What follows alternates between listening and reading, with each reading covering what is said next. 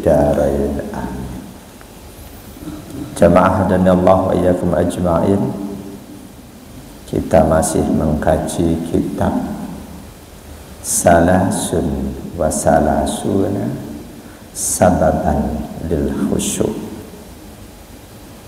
33 hal-hal yang bisa menjadi sebab untuk kita mendapatkan kekhusyuan. Syekh Muhammad Shalih Al-Munjid, beliau katakan, wal khusyu'u fi sholati innama yuhsalu liman farraga qalbahu laha. Khusyuk dalam sholat cuma akan didapatkan oleh siapapun orang yang sengaja mengosongkan hatinya dari hal-hal lain, khusus dia siapkan hanya untuk sholat. Wastaghala biha amma adaha, dia sibukkan, dia penuhi hatinya dengan hal-hal yang berhubungan dengan sholat, dia bersihkan dari hal-hal lain di luar urusan sholat. Wa asaraha ala ghairiha, dia lebih mementingkan sholat dibanding selain sholat. Ketika kita mengerjakan sholat, sesaat sebelumnya kita sedang mengerjakan aktivitas lain dan itu belum selesai, dalam hati kita, nanti habis sholat aku terusin. Maka sepanjang sholat insya Allah itu ada di pikiran terus. Tapi kalau begitu kita menghadap kiblat, kita pasang niat Allahu Akbar, sesaat sebelum itu kita pastikan dalam hati kita bahwa saat ini aku mengerjakan sesuatu yang paling penting dalam hidupku, nggak ada yang mengalahkan. Kerjaan tadi kecil, kita pentingkan sholat, kita utamakan sholat dibanding yang lain, insya Allah. Tapi kalau sebelum sholat kita meninggalkan kerjaan lain yang belum tuntas, dalam hati kita, kita yakin nanti selesai sholat aku lanjutin lagi, itu nggak boleh, enggak, harus dituntaskan. Sholatnya boleh jadi terburu-buru, apalagi pakai kendar tamjet. Jadi kata musannif penulis kitab ini, wa asaraha ala ghairiha, mementingkan sholat di atas yang lainnya. Ketika kita Allahu Akbar, seiring dengan itu yakinkan sholat saat ini menjadi sesuatu yang paling penting untuk aku kerjakan, nggak ada hal lain yang melebihi sholat.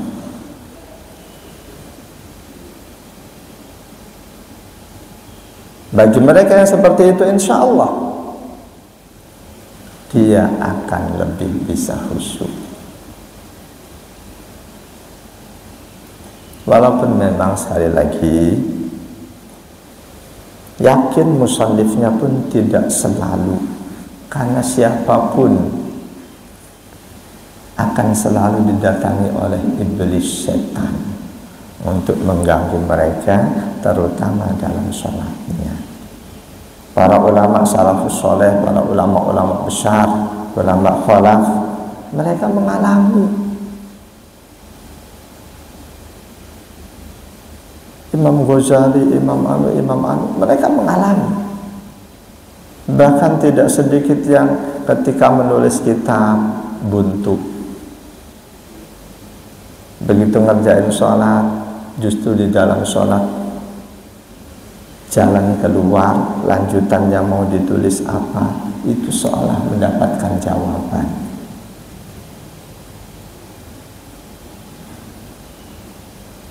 Ada kisah bagaimana Imam Ghazali ketika menjadi imam, justru adiknya sendiri yang gak mau makmum kepada dia. Imam Ghazali menjadi imam, justru adiknya yang semula mau bermakmum, selanjutnya sang adik mufaraqah.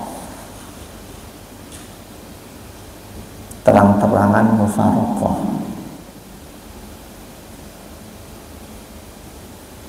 Imam Ghazali saat itu belum uzlah, belum tinggalkan hingar-bingar duniawi. Beliau sempat menjadi rektor Universitas Nizamiyah. Mengalami hal itu, selesai sholat si adik ditanya, kenapa kamu memutuskan sholat jamaah bersamaku?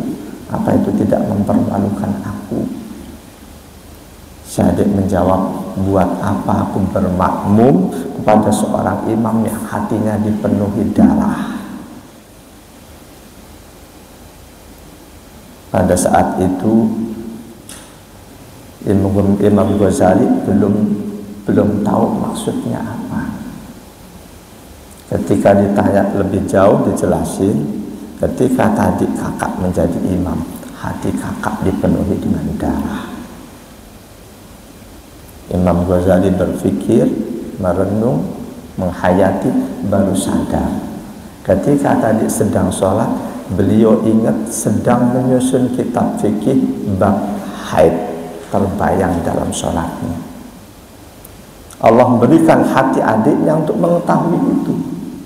Dari situlah Imam Ghazali semangat untuk uzlah, membersihkan hati dan pikiran dari hingar-bingar duniawi, dari kelezatan duniawi. Dia tinggalkan Universitas Nizamiyah, dia uzlah. Selanjutnya muncul Ihya Ulumuddin.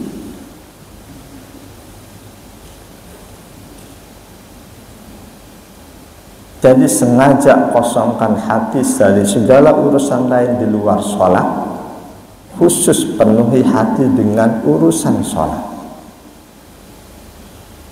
Karena itu nanti berikutnya musannif menyatakan hal yang dapat membantu kekhusyuan yang pertama, at-tahayyu laha, mempersiapkan diri sebaik mungkin untuk menyambut sholat. Dan persiapan menyambut sholat itu tersirat dalam banyak hadis sahih disampaikan oleh Rasul.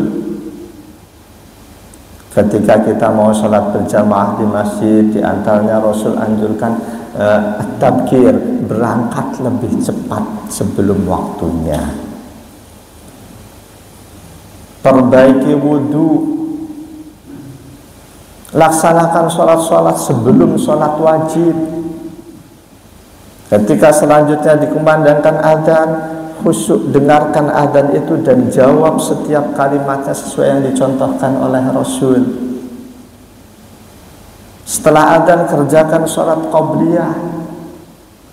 Begitu iqamah dikumandangkan, jawab, dengarkan dan jawab iqamah itu. Itu semua bagian dari at-tahiyyu lis-shalah, persiapan menyambut sholat wajib. Jadi kosongkan hati dari segala hal lain di luar sholat. Sibukkan hati dengan cuma urusan sholat. Mantapkan dalam hati bahwa sholat itulah saat ini yang paling penting yang akan kita kerjakan. Wa hina idzin takunu rahatan lahu wa qurrata ainin. Ketika itu sikap yang kita ambil, sikap yang kita lakukan, maka di saat itulah sholat akan menjadi momen rohatan lahu, istirahat lahir batin buatnya. Sholat akan menjadi momen istirahat yang paling indah.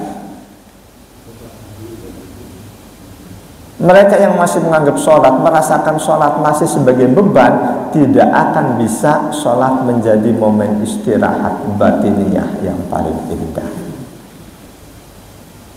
Tidak sedikit muslim sedang asyik mengerjakan tugas, datang lagi waktu sholat. Itu ungkapan yang seolah sholat itu beban. Bukannya alhamdulillah, saatnya aku istirahat dari segala urusan duniawi, aku menghadap Allah. Bukan seperti itu, malah datang lagi sholat, mana capek belum habis, udah datang waktu kok cepet amat sih. Itu ungkapan yang menggambarkan betapa dia masih memandang sholat sebagai beban, bukan sesuatu yang sangat dia rindukan. Jadi dengan sikap mengosongkan hati dari segala hal di luar sholat, menyiapkan hati hanya untuk sholat, meyakini bahwa semua aktivitas apapun tidak lebih penting dibanding sholat. Sholat yang paling penting. Mereka yang sholat dengan sikap seperti itu, maka sholat akan menjadi momen kesempatan istirahat batiniyah yang paling paripurna, akan menjadi sumber kebahagiaannya. Dan itu Rasulullah yang sudah mendapatkan.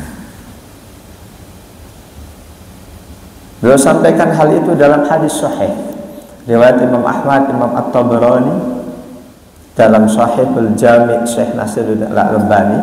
Hadis ini disahihkan an Anas bin Malik radhiyallahu anhu, dari sahabat Anas bin Malik radhiyallahu anhu. Qala Rasulullah sallallahu alaihi wasallam, bersabda Rasul sallallahu alaihi wasallam, ju'ilat qurratu aini fis shalah. Ju'ilat dijadikan, qurratu aini puncak kebahagiaanku, fis shalah ada dalam ketika aku mengerjakan sholat. Tentu apa yang Rasul sampaikan, beliau bukan menyanjung diri, bukan sombong, mengada-ada, bukan. Rasul sombong ngomong seperti itu, nggak boleh. Beliau jujur menyampaikan apa yang beliau rasakan. Boleh jadi selain beliau, boleh jadi iya. Kamu sholat khusyuk nggak? Wah, jangan tanya. Aku pasti selalu. Boleh jadi itu bohong.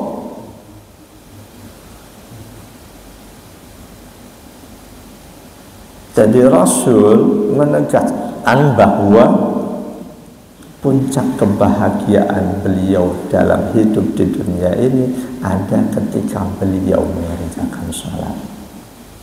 Beliau melaksanakan dakwah, pasti beliau bahagia dalam dakwahnya. Beliau melakukan apapun pasti bahagia dalam mengerjakannya. Bahkan ketika beliau sakit pun pasti beliau sakit, bahagia dalam sakitnya. Karena beliau meyakini semua itu ketentuan Allah. Apapun yang Allah tentukan pada kita harus kita terima dengan sikap senang dan bahagia. Beliau pasti seperti itu. Tapi puncak kebahagiaan beliau ketika beliau melaksanakan sholat. Ketika ada aktivitas kita yang kok tidak menjadikan kita bahagia, padahal saat itu kita yakin ini ketentuan Allah harus aku jalani, kok tidak bahagia, berarti kita belum sepenuhnya menerima takdir Allah. Masih ada unsur keterpaksaan menerima takdir Allah.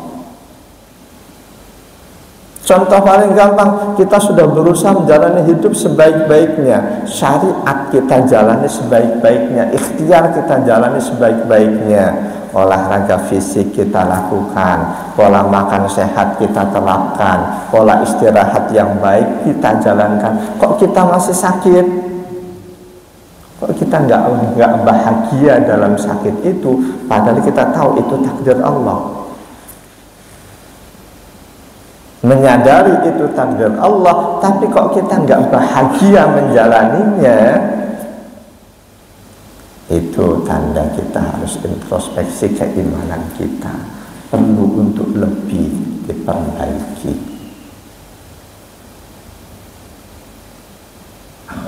Bahkan ketika kita berdoa, kita minta sesuatu, padahal sesuatu itu pasti pada saatnya akan ditetapkan oleh Allah terjadi pada kita, walaupun kita tidak minta. Tapi kok kita mintanya banget. Itu oleh ulama diperselisihkan, mana lebih baik berdoa meminta sesuatu atau diam tidak meminta karena menyadari semuanya akan ditetapkan oleh Allah. Ada yang bilang berdoa lebih baik daripada tidak. Ada yang bilang diam, ridho dengan ketentuan Allah itu lebih baik, gambaran iman yang sempurna. Tapi Imam Nawawi dalam kitab beliau Al-Adhkarun Nawawi menegaskan bahwa ketika doanya itu niat melaksanakan perintah Allah, ud'uni astajib lakum, maka itu lebih baik. Tapi jika doanya niat merubah takdir Allah, dan gak bakalan bisa, takdir Allah hanya bisa dirubah oleh Allah. Kita doa banget semua supaya takdir miskin kita berubah, takdir apa kita berubah, ini tidak baik. Jadi ketika berdoa, doanya itu murni niat melaksanakan perintah Allah. Allah perintahkan kita, ud'uni wa qala rabbukum ud'uni astajib lakum. Rabbmu sudah berfirman, ud'uni, kalian semua berdoalah kepadaku. Ini perintah. Kita berdoa niat melaksanakan perintah Allah. Ini ibadah, ini yang paling baik. Berdoa niat melaksanakan perintah Allah. Yang lebih nggak baik lagi, karena berdoa merasa takdirnya itu nggak baik, nggak menerima takdir miskinnya dia nggak terima, dia doa, dia semangat kerja untuk merubah takdir, semangat doa, dalam hatinya aku nggak terima takdir Allah saat ini yang terjadi padaku. Itu yang tidak baik. Salah satu rukun iman yang keenam, wajib menerima takdir Allah, khairihi wa syarrihi minallah, baik ataupun buruk itu dari Allah. Jamaah dari Allah ayakum ajma'in. Jadi Rasulullah, puncak kebahagiaan beliau ada di ketika beliau mengerjakan sholat. Yakin setiap saat beliau selalu bahagia, menjalani apapun ketentuan Allah dengan bahagia, dengan senang gembira. Jamaah dan Allah ayakum ajma'in. Wa qad dzakarallahu al-khashi'ina wal khashi'ati fi sifati ibadihil ahya. Allah dengan tegas jelas menyebutkan bahwa orang-orang yang khusyuk, baik laki-laki ataupun wanita, itu termasuk sifat hamba Allah yang dipilih oleh Allah. Salah satu sifat hamba pilihan Allah, dia khusyuk dalam sholatnya. Wa akhbara annahu a'addalahu maghfiratan wa ajran 'azima.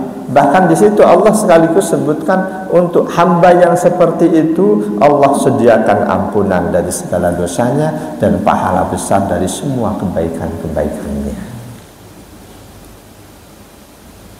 Al-Ahzab ayat 35. A'udzu billahi minasyaitonir rajim.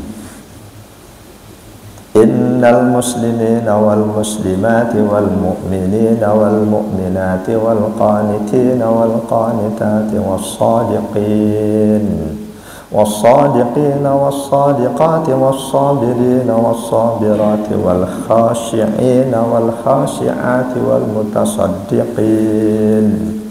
والمتصدقين والمتصدقات والصائمين والصائمات والحافظين فروجهم والحافظين فروجهم والحافظات والذاكرين الله كثيرا والذاكرات أعد الله لهم مغفرة وأجرا عظيما. Sesungguhnya muslim laki-laki dan wanita, mukmin laki-laki dan wanita, qanitin orang-orang yang patuh laki-laki dan wanita, shadiqin orang-orang yang selalu bersedekah, orang-orang yang benar dalam keimanannya laki-laki dan wanita, sabirin orang-orang yang selalu sabar laki-laki dan wanita, khashi'in wal khashi'at, orang-orang yang khusyuk laki-laki ataupun wanita, wal mutasaddiqin wal mutasaddiqat, orang-orang yang istiqomah bersedekah laki-laki dan wanita, was-shaimin was-shaimat, orang-orang yang selalu berpuasa laki-laki dan wanita, wal hafidina furujahum wal hafidat, orang yang selalu menjaga kemaluannya baik laki-laki ataupun wanita, wal dzakirinallaha katsiran wal dzakirat, orang-orang yang selalu ingat Allah baik laki-laki ataupun wanita, a'addallahu lahum maghfiratan wa ajran 'azima, Allah sediakan untuk mereka ampunan. Asal semua hal ini dilakukan meskipun mereka tidak taubat, Allah sudah sediakan ampunan wa ajran 'azima, dan pahala yang besar. Jemaah dari Allah wa yakum ajma'in. Jadi untuk mendapatkan kehusyuan, kosongkan hati dari segala hal di luar sholat, khususkan sediakan hati hanya untuk sholat. Yakinkan diri kita bahwa ketika kita sholat, semua hal di luar sholat nggak penting. Yang paling penting sholat, paling utama. Meskipun ini tidak berlaku mutlak.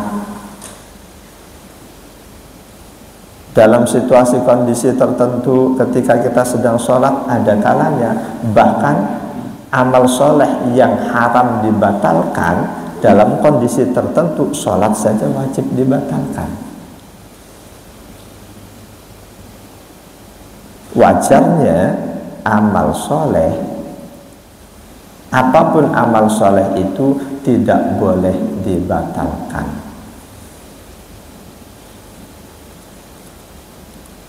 Tapi dalam kondisi tertentu, sholat saja, sholat wajib dibatalkan.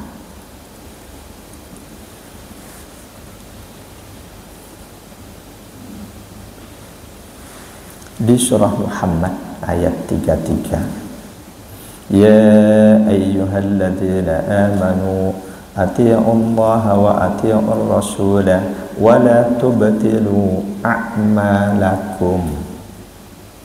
Wahai orang-orang yang beriman, taatilah Allah, taatilah Rasul, wa la tubtilu a'malakum, jangan kalian membatalkan amal soleh kalian. Ini hukum asalnya nih. Meskipun kita sholat sunnah, jangan terlalu gampang. Udah Allahu Akbar ada yang nanya, kita batalin. Muhammad 33 berlaku di semua amal soleh, wajib ataupun sunnah. Kita puasa sunnah, terlalu gampang kita batalin. Bahwa ini tidak berlaku mutlak, larangan membatalkan amal soleh, karena ada hadis baik fi'liyah Rasul atau qauliyah Rasul. Pernah Rasul ajak sahabat untuk memenuhi undangan sahabat yang lain. Sahabat yang lain sengaja mengundang Rasul untuk diberi jamuan. Rasul ajak beberapa orang sahabat yang ada di masjid. Di tengah perjalanan salah seorang sahabat ngomong, ya Rasul, aku sedang puasa sunnah. Rasul menjawab, saudara kita repot-repot menyediakan hidangan, kamu puasa, batalin. Suatu saat Rasul bersama beberapa istri dalam perjalanan, ada yang ngasih hadiah makanan. Di antaranya Ummu Salamah ambil makanan itu, beliau makan. Hadis riwayat Imam Muslim. Begitu selesai makan, Ummu Salamah ngomong, ya Rasul, sebetulnya tadi aku puasa. Wajib atau sunnah? Sunnah, nggak apa-apa. Tapi kalau wajib jangan. Sholat yang haram dibatalkan, sholat wajib. Sholat sunnah pun masuk kategori haram kecuali ada alasan syar'i.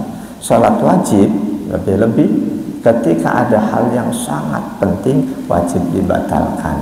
Kita sedang sholat wajib, kita melihat seorang anak balita merangkak mau menyeberang jalan, dalam pikiran kita ini pasti akan ketabrak, wajib kita batalkan untuk menolong dia. Jadi mementingkan sholat dibanding segala hal lain demi khusyuan, demi mendapatkan khusyuk tidak berlaku mutlak. Tentu ketika tidak ada hal-hal yang sangat penting, mantapkan hati. Ketika kita sholat, inilah pekerjaanku yang paling penting, semua yang lain kecil. Dengan begitu insya Allah Allah akan anugerahkan kekhusyuan pada kita.